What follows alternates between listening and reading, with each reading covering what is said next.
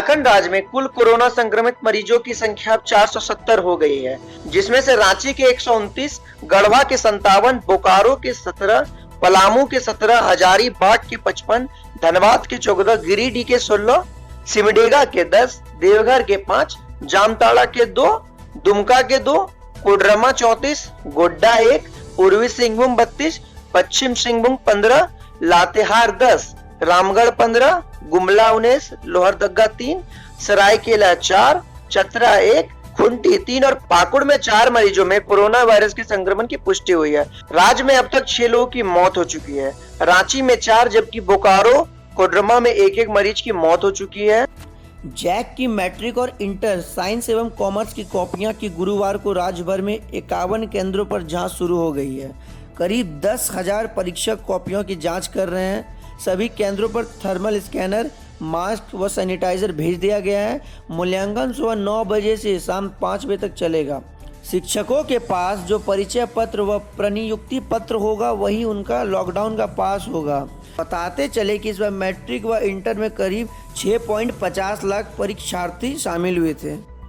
Lockdown के कारण मुंबई में फंसे झारखंड के 180 मजदूरों के आज 2 सपने पूरे हो गए। एक तो वे इस मुश्किल समय में अपने घर पहुंच गए, दूसरा जीवन में पहली बार हवाई यात्रा करने का मौका मिला। इनके पास घर आने के लिए ट्रेन का टिकट लेने तक के पैसे नहीं थे, पैदल आने की भी हिम्मत नहीं थी। ऐसे में नेशनल लॉ स्कूल बेंगलुरु के पूर्व छात्रों ने इन्हें हवाई जहाज में बैठाकर रांची पहुंचाया। एयरपोर्ट पर उतरते ही सबसे पहले सबने धरती माता को प्रणाम किया और कहा अब कमाने बाहर नहीं जाएंगे।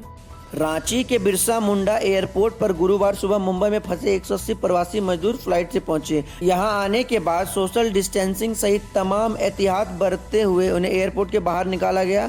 बाहर आने के बाद सभी मजदूरों के चेहरे पर घर लौटने की खुशी थी।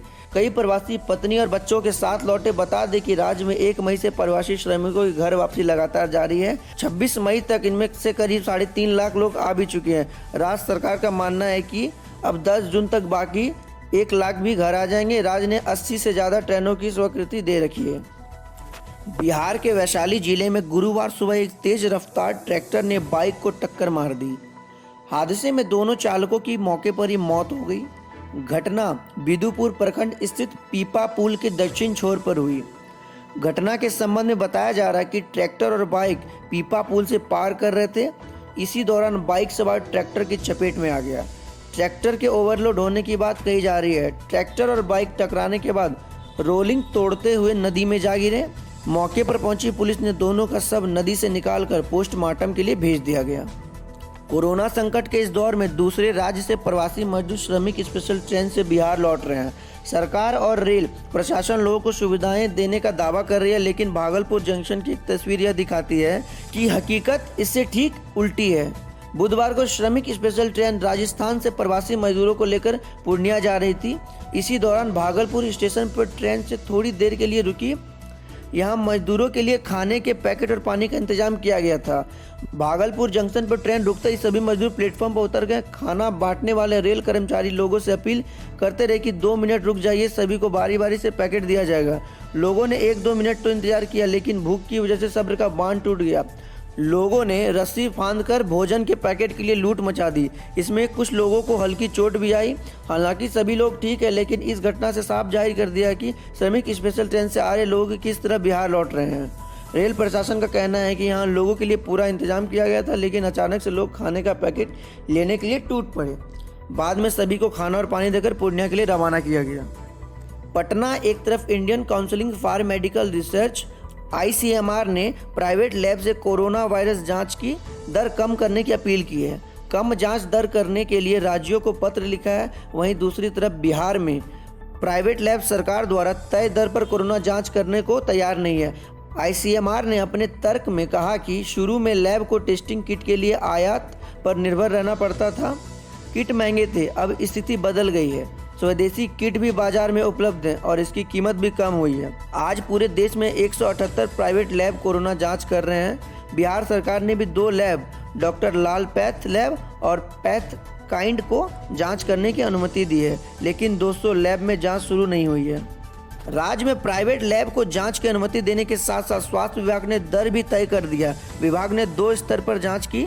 दर तय किया है। पहले स्टेज की जांच के लिए लोगों को 1500 रुपये और दूसरे स्टेज की जांच के लिए लोगों को 3000 रुपये निर्धारित किया गया है। एथ काइंड के बिहार क्लस्टर हेड प्रवीण कुमार ने बताया कि RT-PCR जांच 2 स्तर पर करना संभव नहीं है, चूँकि हमारे लैब टेक्नीशियन लोगों के घरों में जाकर सैंपल लाते हैं और उन्हें पूरी सुरक्षा मानकों को ध्यान में रखकर काम करना पड़ता है।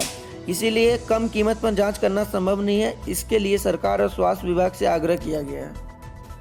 जिले में गुरुवार को 2 मरीजों की जांच में कोरोना संक्रमण की पुष्टि हुई। इस प्रकार गुमला में कोरोना वायरस की संक्रमित मरीजों की संख्या बढ़कर 19 हो गई है। कोरोना संक्रमित 2 व्यक्तियों में से एक जिला पुलिस का जवान है जो सिमडेगा में पदस्थापित था। दूसरा व्यक्ति बसिया प्रखंड का निवासी है जो प्रवासी मजदूर के रूप में मुंबई से लौटा था।